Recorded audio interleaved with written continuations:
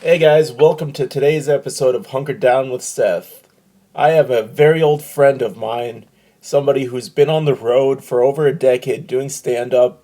The moment we met, we really hit it off. And he is also the third sexiest comedian born on February 10th, behind me and six-time gold medalist Olympic swimmer Mark Spitz, Rodger Lizaola. Roger, great to have you on, Hey, buddy. what's up, man? Oh, I'm doing great. Now, I want to start by sharing a story where you were a witness, far and away my greatest moment in not only comedy, but probably my life. And I want you to confirm this story. So, Okay. we were sitting in the Vera Project backstage at Bumbershoot. It was you, Okay. me, James Parkinson, and I was at least 30 feet away from the door. It was one of those doors that had one of those, like a handle that you push to open. And Okay. you were sitting on a couch. James Parkinson was sitting on the couch, and I was sitting on the couch farthest away. There was a knock at the door. I took off my shoe. I threw it, hit the handle flush, and the door opened up. Can you confirm that? I cannot confirm that. Not that it didn't happen. I'm not saying that you don't have that kind of skill and accuracy. I'm just saying I smuggled 2 pints of vodka in to Bumper Shoot, and I drank most of it. No one wanted to partake in drinking it with me, so I just had them in my pockets, and I was sipping them throughout the day. And I was I I saw pictures of us going to the main stage afterwards, and I had the googly eyes, and I was fucking hammered. I barely. I know that they cut me off at the main stage. I remember that. And my girlfriend at the time came and kind of drugged me into a cab and got me back to the house. So unfortunately, I'm not able to confirm that, Man, but I'm sure with your skill and accuracy that it happened. that was the highlight of my life, and looks like I'll just have to talk to Parky about it. But I just remember Yeah, us you will. going nuts like it was Game 7, and I made the 3 pointer. So If I were to remember it, I would confirm it. But no, man, I was hammered drunk that day. I remember taking the bus and I didn't eat anything, and I just had 2 pints of vodka in my pockets. uh, so going old school Dan Carroll on that. So Oh yeah, yeah. Dan's the one that let me in. yeah, it was funny. Yeah. I figured out how to sneak in to Bumbershoot. Uh, Okay. so this is how you do it if you're a comic. You look at one of the shows that are on later on the day, like a 5 p.m. or a 6 p.m. show. Then you look at the lineup. Then around 11 a.m., you go to the artist entrance and you say, "Hey, I'm the replacement. This person couldn't make it. I get their Huh? credentials." And I got the artist pass every time. Okay. What? You're a smart cookie. I didn't even think about that. Exactly. You don't I even. got to do I got to do bumper shoot one time, and I had the artist badge, and I'll never go back unless I have another artist badge. Because you get to do whatever you want, walk wherever you want, go backstage wherever you want. It's the best. I can never go back to living like a civilian at bumper shoot ever again. No. I mean, I met. No, not at I all. I bummed a cigarette from Janine Garofalo because of that artist pass. uh, And you could, it's if you great. got the artist pass Oh, and you're in the artist area, you could smoke too. yeah, you can do whatever the fuck you want. It's the best. Exactly. I saw one of the people in the Wu Tang Clan. I didn't get a chance to meet them, but I think it was Ghostface. Which one? Ghostface. Ghostface? Yeah, I saw him. Shit. He was just walking by, but I saw him. That would be the best picture ever. Seth and Ghostface. Yeah, well, unfortunately down here in Long Beach. I got some adequate rappers as well. You know, and you're Well, up in you're yeah, you got Daz Corrupt. You got the Asian guy, Stupid Young. He's pretty dope. I like him. man. That's pretty much all I know. Snoop, Oh yeah, Snoop. the big Snoop. one, Oh yeah, the East Siders. the the president, The president of rap. the president of Long Beach. He is. By the way, They're gonna quarantine Long Beach, and he's gonna run. He's gonna be president of Long Beach. oh, you can smell it already. He's quarantined down here. I know, man. How you faring over there in Long Beach? People are pretty nuts down here. We went to Target yesterday, and they had a whiteboard with the stuff that they were out of and the stuff that was in stock. And the thing I remember is I went back to get cream cheese, and they were out of cream cheese. Like we got other stuff, but Bagels are locked. exactly with my Jewish Bagels are heritage. locked during the apocalypse. Yeah, this is my personal Jewish 9/11. It is, man. I mean, you're going through withdrawals and no bagels and locks. I would love some bagels and locks right now. That'd be the best. Completely. They had bagels though, so I got some everything bagels. So how you holding up in Granada Hills? Oh, good. I one maybe like a week ago. I didn't really think it was that bad. People were like 40 and everything. I was like, just go to the store and buy a couple things. It won't be that bad. And dude, everything was gone. I had to start making my own tortillas. I was like, Jesus Christ! It said for the life of me, I still don't understand toilet paper. I don't understand it. I don't Well, understand. Nobody can give me a straight answer why everybody's hoarding toilet paper. I let just me, don't get it. well, let me explain toilet paper to you. After you go number Okay. two, you take off a couple sheets, and then you wipe off the duty that's around you. Is that what you don't understand? No, I just don't. I just take a bath. Oh, a bath? Yeah, You let it stew in yeah, there? take a bath. It's mine. Oh, all right. I take a bath. I have a bidet. Yeah. I'm not a caveman. I don't wipe my butt with paper. I wipe, but then I do some aftershave with Tapatio. Sure, why not? You gotta keep it spicy. Yeah, get your eyebrows permanently on top of your head. Just boom, tap. Yeah, spicy. What my name used to be? Salsa Lizaola? Fuck. Jose Jaquez. Jose Hackworth, he was the best. I gotta bring him back Yeah, during the apocalypse. exactly. Hey, Corona, let's drink. Let's drink one. You could do. Fuck, I know, man. I was waiting for my check for the government. It didn't show up. I gotta call him up after I get off of this thing. Yeah, seriously, I'm waiting for. Supposed to get $1,000, maybe 1,200. I'm going straight to one of the many targets around here. Okay, that's one thing I want to bring up. You and I both moved to California, like LA area. There are more Yeah. targets per capita than I've ever seen in my life. Oh, dude. Yo, all right, I'm gonna tell you this too. All right, I have to write a bit about it. I have half of it done, but there's a half a Target by my house, like a little one, but it has the full signage outside. So I walk in, and it seems small, and then I asked one of the people, I was like, "Is there more Target? Like, they're like, no, we're a smaller Target." I was like, why would you make half a Target? It didn't make any sense. It's a half a Target, and then maybe a mile away there's a whole Target. Like, what do you need? There's a Target next to a Target. It's like having a Starbucks inside of a Starbucks. Yeah. Like, what do you? I just don't understand. There was half the Target. They didn't have all the stuff. I was like, why would you make a Target that's only half a Target? I know, it's like. What could you add? I mean, you tripled the maternity clothes section, and then also you have. Oh yeah, they had clothes there. Yeah, but only They like had clothes. like a limited No, release. yeah.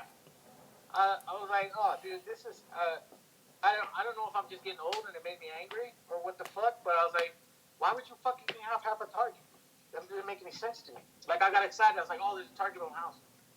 Fucking walk in, there's half a Target. I gotta Nope. go to the other Target. Nope, got to go up to Balboa.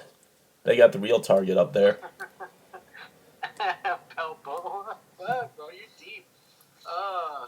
Yeah, I know. I know Granada Hills. That's where I first moved to when I moved to the area. I'm off reality. Oh, nice. I was off of Balboa and Chatsworth. What? That's my neighborhood. Yeah, right on Kingsbury. Not. Okay. All right. So Balboa, they have that. There's a there's a taqueria called Hot Chile. Oh, yeah. It's right next to the Target. Yeah, right across the street. There's a liquor store right there. There's a laundromat, but it's run by two Chinese people, Yeah. and it's the burritos are legit. Oh, I know Everything's that well. legit there. Yeah, I walked in and I was like, I looked and there was a one Mexican dude in the back, and then two Asian people in the front. I was like, oh man, I can't just walk out. So I was like, fuck it, I'm here, might as well try it. And the burrito was the bombest. It's the bombest burrito. I Oh, fucking loved it. yeah. You know where the Pollo Loco is? Next, Which street? next to the Staples on Okay, Balboa. yeah. I know what you're talking about. Yeah. So every Tuesday, I don't know if they still do it because of the situation, but there's a taco truck there with uh, Taco Tuesdays there. Dollar tacos. I used to get $10 worth of tacos every Tuesday, bring it back to my roommates, and, that I was living life, but Oh, you're living large. How many people did you live with? um, a couple and another lady, and there was a family living in the guest house. Fucking shit, dude. I Yeah, got. Let me see. So my landlord converted his garage into a room or to an apartment.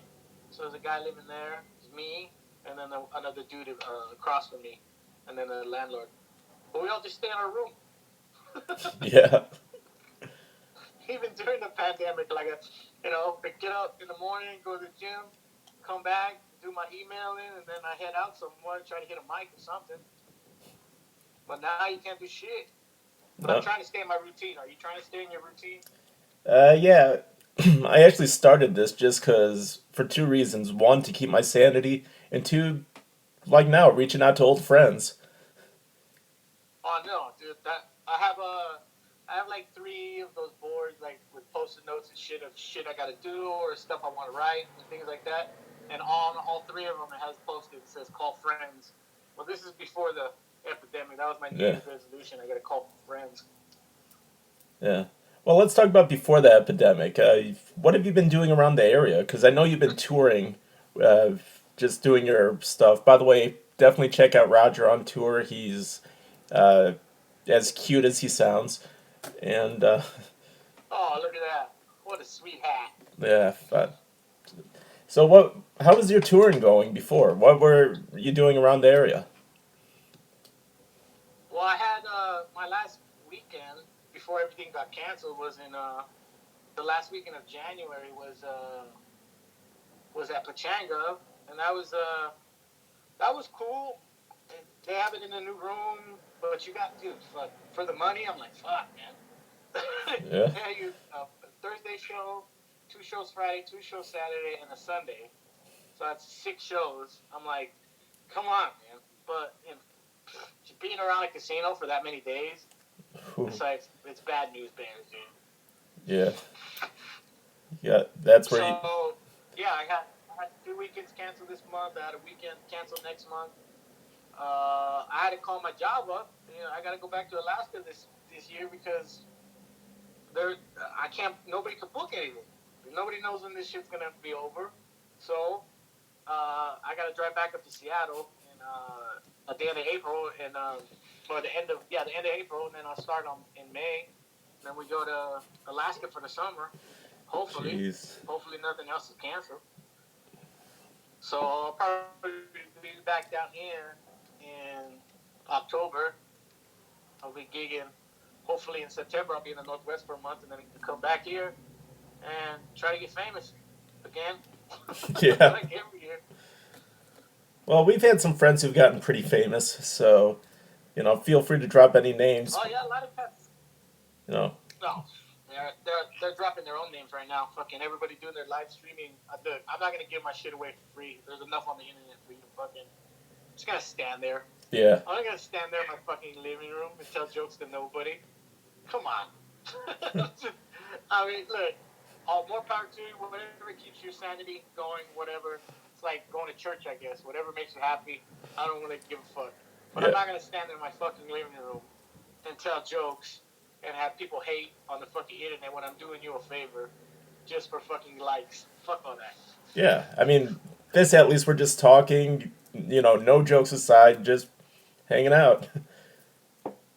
So, and you, Yeah, I mean, jeez, I mean, what more can you do? I called ever. I've been tired of calling people. Fucking, I'm gonna quarantine myself from calling. yeah, yeah. So, Fuck. so I want to take you back a bit. What is the craziest show you've ever been a part of, or that you've ever done? Like crazy. It could be the Uh, crazy setup, just a crazy show, or a show that started normal but ended up nuts, or just a weird gig. Because a previous guest of mine, the one, the only, and the beautiful Kermit Apio, had this amazing story about a Renaissance fair that he was on. So, what's your crazy gig? Renaissance Fair. Fuck. I remember we did a house party in Seattle in the basement. It was me, Dan Carroll, Dan Moore, and a couple other those prop guys. Um, I want to say Andy Haynes and Joe Henry were there. Um, and somebody had seen Daniel at the Chac, the Capitol Hill Art Center, or seen him at Chop Suey and said, "Hey, you want to go do my party in my basement?" It was a big party, but they had like a little thing in the basement. And Daniel's like, "Hey, you want to go?" I was like, "Sure, why not? Fuck it." And then me, Dan Moore went. I remember it was Halloween. Dan was dressed. He had his tiger costume on, so he's shorter than me. He's like 5'3", and he's just like a little tiger. We're doing stand. I wore my Letterman jacket, and people were like, "What are you supposed to be?" I was like, "I'm the old guy at the high school party." So that was my costume. I just wore my Letterman jacket, and we did comedy in a basement.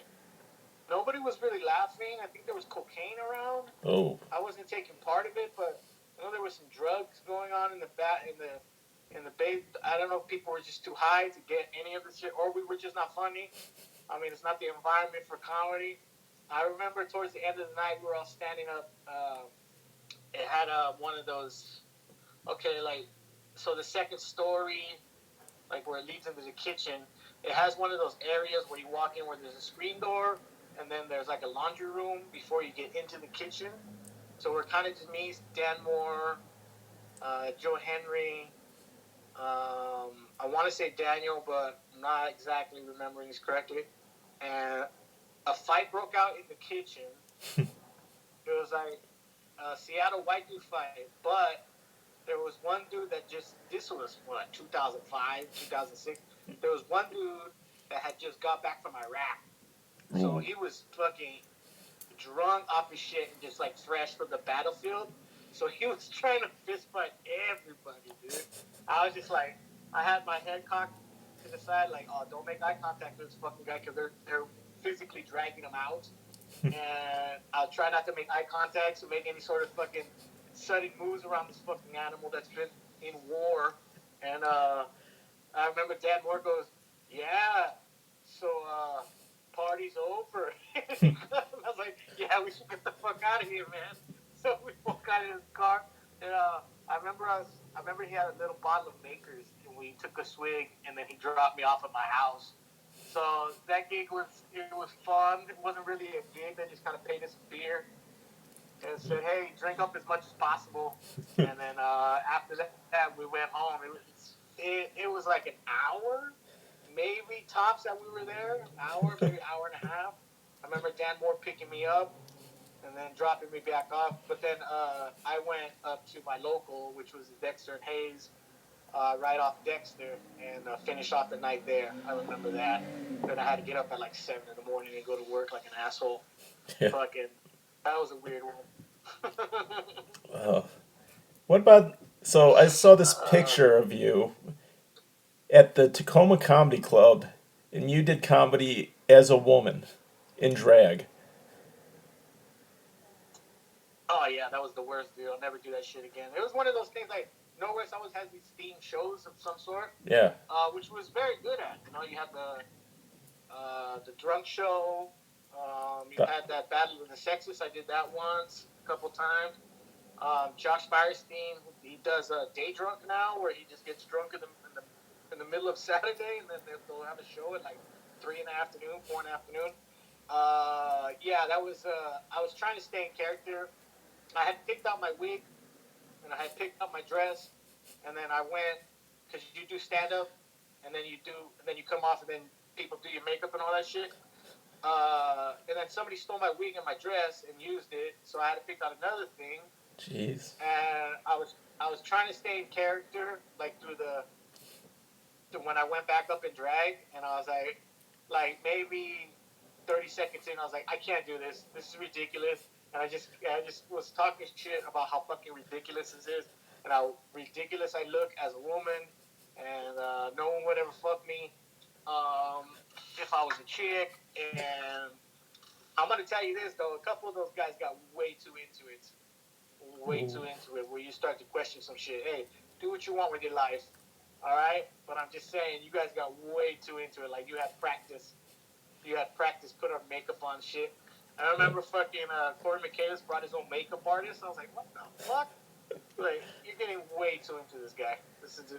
I just like put some fucking blush on me and some lipstick and a wig, whatever the fuck, and I'll wear a dress. I still have my fucking Converse on. I'm not gonna wear high heels. Am I a bitch? Yeah, so yeah, that was a. They give you $75. Fuck, Hey. let you drink. Wasn't bad, Yeah. If you but get I was paid, like, it's a yeah, great I'd never gig. do that. It's not a bad gig, you know. Everybody had fun with it. I just couldn't keep it the character on stage. I was like, ah, oh, dude, I can't deal with this. I was like, this is. And they're like, you're bombing as a woman, dressed like a woman. I'm like, nah, I can't do this. I can't stay in character. Yeah. I mean, for me, it's to the point where unless I'm doing just straight up stand up, I'm not interested. Like they have all these shows where you spin a wheel and you gotta do one of something and no script, unscripted. It's like just let me do stand up. I'll have fun. I'm sick of these theme shows. Even though I had a freaking I theme don't think it. show. I don't think it's necessarily a bad thing. It's just like everybody's trying to come up with their own thing because of the success of some stuff. Like, okay, the goddamn comedy jam got successful, then the roast battle got successful. So everybody's trying to hop on this next thing, like Yeah. trying to be original, but they're basically copying people Yep. and doing these theme shows. It's like, look, dude, like it's like, okay, like when a scene gets hot, for example, like for a while, like maybe 2 years ago, like Atlanta was hot. People were popping out of there because they have a lot of production shit like that's going on, and people were like, "Oh, let's move to Atlanta." But by the time you move there, fucking the scene's not hot no more. Yeah. Like it's just there. It's just a dude. I mean, everybody's trying to jump on the next hot thing in a hot spot without creating original content. They're just kind of, you know, mirroring what other people have done to be successful. And So the yeah, the crazy thing is for a while, like between 2005 and 2010, that was Seattle. If you look at the names who came out of there, it, oh yeah, you know, Hari yeah, there Kondabolu, was Jeff Dye, uh, Salman, Andy Haynes, those are the people who've had Comedy Central specials. Not to mention Ty Barnett was there before. Like Seattle was a huge hub of just great comics coming out. And then all of a sudden, Bridgetown Comedy Festival came in and everybody stopped in Portland. yeah, everybody. Yeah, there was a bunch of dudes that came out of Portland. I remember Ty, like maybe a month, maybe 2 weeks or a month before I started doing stand up. I had moved to Seattle, and then I seen him on Star Search, and then I went to the club, and this is before like I would just go and watch, on a Tuesday. Nobody's there. Yeah. The place is fucking empty. You go to open mic, and then Carl noticed you. Carl used to be the former manager. The ass man. He Yeah, and he would say, "Oh, just come watch the shows, or just come watch the shows." And then if they needed an extra comic that had fucking 2.5 minutes, I'd go up there. And I remember him walking in, and I was like, "Oh shit, I seen that from on Star Search the other day. The fuck's he doing here on a Tuesday?" I didn't know that's what you did. Yeah. I didn't know. I thought you were on TV, and then all right, you don't fucking do it anymore like that. But he just came in, he was just working on stuff. I didn't get it at the time. Yeah. I love Ty, and I love him more now that I'm not a manager. Because as much as I love him on a personal level, it can get annoying when he comes in and, at 10 minutes into a show and say, hey, I need to work on a 15. So, Oh yeah, I remember him coming in one time. Lamont Ferguson was headlining, the best dressed man in comedy, by the way. no argument Uh, here. yeah, and Lamont's in there for 10 minutes and doing the show, and Ty walks in. He was supposed to do a spot, but he came late, and then Yeah. so Carl kind of flagged down Lamont, and this was just right after Ty had got off of Last Time Standing, so it was like hot. Yeah. And then so Lamont stopped the show and said, "Hey, you've got a special guest." Gave him 15, and came back off. And then went back on and did the rest of the show. Like it was kind of like that. Yeah. Yeah. I do it every once in a while, but like I'll call or hit somebody up later. Oh, yeah. Like hey, I'm gonna stop by. Is it cool if I do some time? I'll still ask. Like I just don't show up. And plus, like a lot of these guys that book shit don't fucking know me anymore up there. So it's it's getting harder and harder. Like I still, all the clubs, it's still fine. But like you get these offsuit shows, like these open micers have a room at a bar, and they're like, "Oh, I don't know if I can get you on." It's like, bitch, fucking 5 people here. Just let me do fucking 5-10 minutes. Fuck. Yeah. I know when I go back, usually I just go directly to Emmett and be like, hey, could I get on your show? And he's like, oh, of course. So I just stick with the people I know. What's he doing with the? He has a monthly with Brett Hamill, right? Yeah, him and Brett have a show. I think it's called Joke Tellers Union, and I haven't seen it, but it's supposed to be amazing according to Brett's Twitter feed. So I seen I made a showcase for NBC looking for brown people last year, and it was at last, and I seen Emmett. I hadn't seen him in a while.